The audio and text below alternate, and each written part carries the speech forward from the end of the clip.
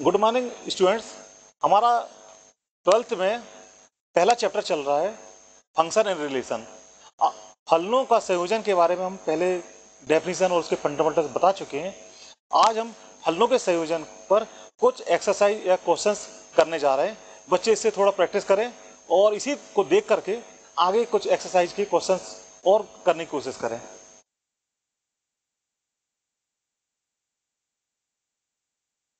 सबसे पहले फिर से देखेंगे कि फलनों का संयोजन क्या होता है। फलनों का तो हम यहाँ देखते हैं कि तीन सेट दिए हुए हैं। यहाँ ए सेट है और जो दूसरा सेट है बी और तीसरा सेट है सी। तो ए सेट में यदि हमने एक अवयव एक्स लिया, उस पर फंक्शन एफ हमने आरोपित किया, तो आउटपुट क्या मिलेगा? बी का अवयव मिलेगा एफ एक्स।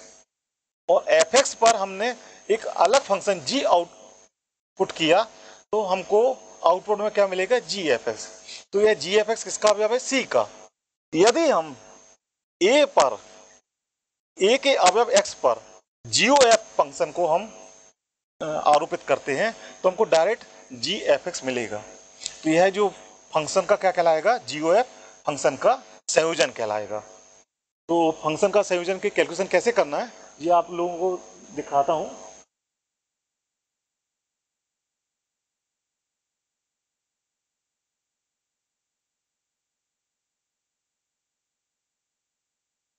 अब बच्चों के लिए एक एग्जाम्पल को यहाँ देखेंगे। यह क्वेश्चन है, आपको इसमें जीओ एफ और एफ ओ जी ज्ञात करना है। तो यहाँ देखें कि एफ एक्स डिफाइन किया गया है एफ एक्स बराबर कॉस एक्स और जी एक्स बराबर डिफाइन किया गया है 3x²। तो हमको जी ओ एफ और एफ ओ जी ज्ञात करना है। तो जी ओ एफ एक्स इक्वल कितना हो जाएगा? जी एफ एक्स।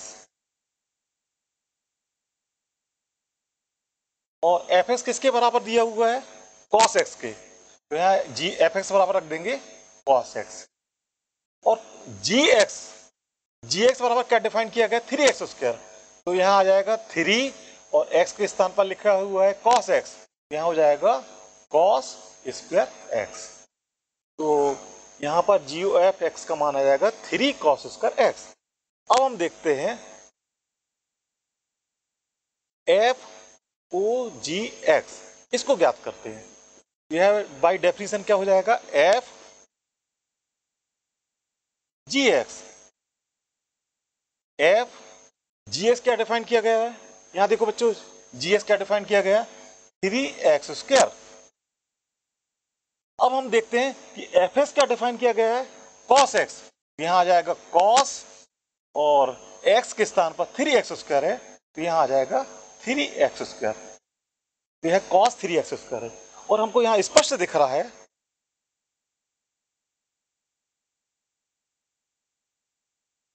जी ओ एफ बराबर नहीं है एफ ओ जी। इन दोनों के मान अलग अलग आते हैं, इसलिए इस दोनों के मान बराबर नहीं है।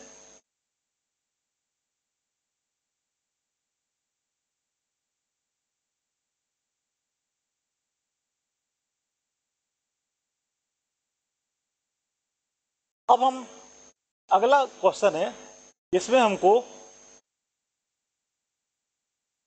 यह डिफाइन करना है कि यदि एफ फंक्शन और जी फंक्शन एक ही यानी वन वन है, तो हमको ये दिखाना है कि जी ओ एफ फंक्शन भी वन वन है। तो यहाँ पर एफ फंक्शन ए से बी में डिफाइंड है, जी फंक्शन बी से सी में डिफाइंड है। और हमको यह ए है, यह बी है और यह सेट जो है सी है। इसका हमने एक एक्स लिया, इस पर एफ आरोपित किया, तो हमको मिला एफ एक्स। एफ एक्स को हम मान लेते हैं वाई और इस पर हमने जी फंक्शन आरोपित किया, तो हमको क्या मिल जाएगा? जी वाई। जी वाई को हम बोल देंगे जेड।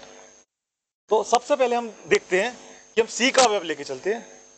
तो जी ओ एफ x1 बराबर जी ओ एफ x2।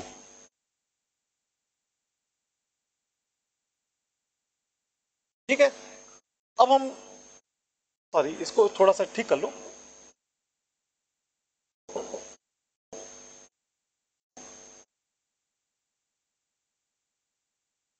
तो चूंकि इसकी डेफिनेशन के हिसाब से इसका मान हो जाएगा जी एफ एक्स वन और इसका मान हो जाएगा जी एफ एक्स टू। अब हमको पता है कि एफ जो है वन वन है, तो एफ यदि वन वन है तो एफ एक्स वन बराबर एफ एक्स टू लेके चलते हैं, तो एक्स वन बराबर एक्स टू होगा। तो यह कितना हो जाएगा, यदि एफ एक्स वन बराबर एफ एक्स टू है तो क्या होगा, एक्स वन बराबर एक्स टू। कारण क्या है कि एफ जो है एक एक दिया हुआ है, तो ये इसका मान हो जाएगा जी एक्स वन बराबर जी एक्स टू। अब चूंकि जी भी एक एक है इसलिए एक्स वन बराबर एक्स टू। यहां कारण क्या लिखेंगे, जी एक एक फलन है।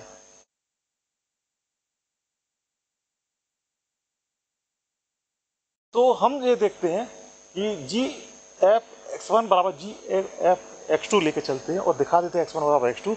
इसका मतलब जो है कि यह फंक्शन जो है जी ओ एफ एक एक फंक्शन है।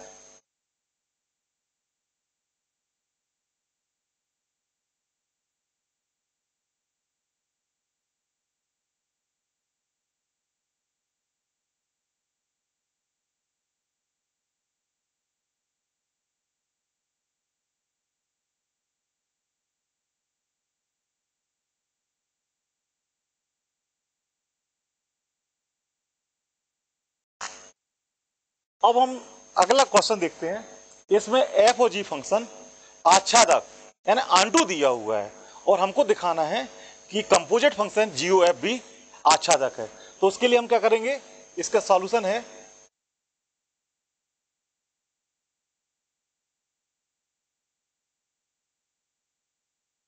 यदि z बिलोंग्स टू c तब एक अवयव y बिलोंग करेगा b में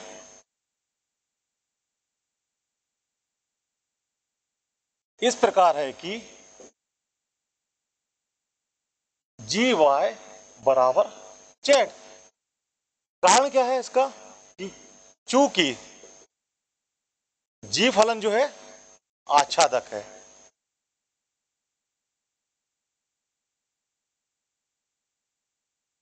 अब हम देखते हैं कि चूंकि y किसमें अवयव है, b में, तो एक अवयव x किसमें होगा, a में।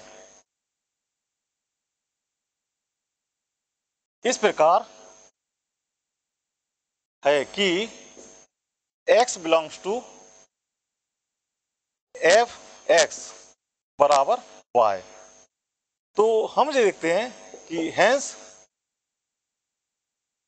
जी ओ एफ एक्स बराबर जी एफ एक्स किसके बराबर, y के, और जी वाई किसके बराबर है, z के, और z किसका अवयव है, c का। तो इसका मतलब जो होता है कि हम यदि z c का अवयव लेके चल रहे हैं और एक अवयव x a में इस प्रकार है कि जी ओ एफ एक्स बराबर z। तो यह इसका मतलब जो हो जाएगा कि यह फंक्शन जो है जी ओ एफ आच्छादक है। तो बच्चों को समझ में आ गया कि आच्छादक कैसे शो करना है, इसको नोट कर लें। अब हम अगले क्वेश्चन पे आते हैं।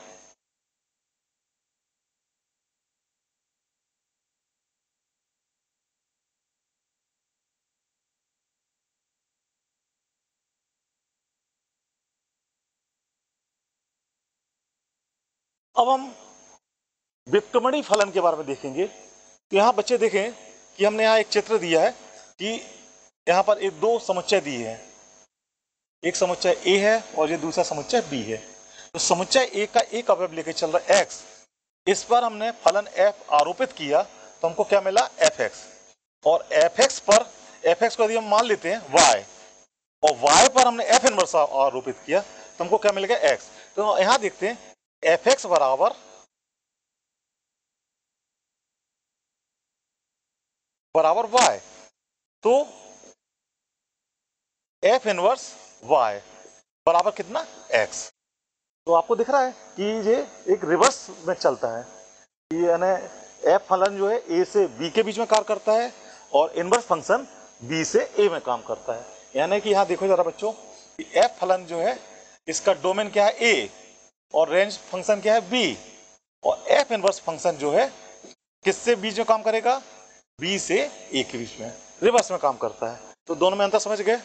अब हम इसके संबंधित कुछ हम एग्जाम्पल करते हैं।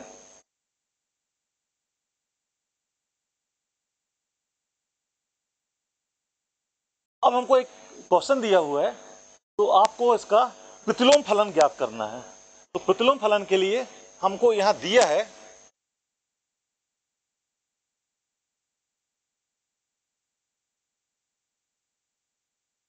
एफ एक्स बराबर 4x प्लस 3, इसको हम मान लेते हैं y, और ये किसका अवयव होगा y, y का, कैपिटल Y का, ठीक है।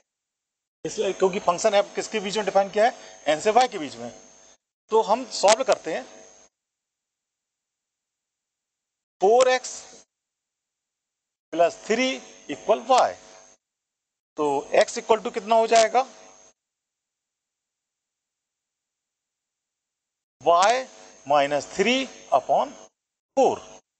तो हमको f inverse y equal to कितना हो जाएगा, x होता है, और x का मान कितना होता है, y माइनस 3 अपॉन 4। तो इसलिए हमने जो इनवर्स फंक्शन डिफाइंड हो जाएगा, परिभाषित होगा f इनवर्स y बराबर y माइनस 3 अपॉन 4। और यहाँ पर कोई भी वेरिएबल का यूज कर सकते हैं, y के स्थान पर x करिए या a करिए b करिए, या इसका इनवर्स फंक्शन इसमें परिभाषित हो जाता है।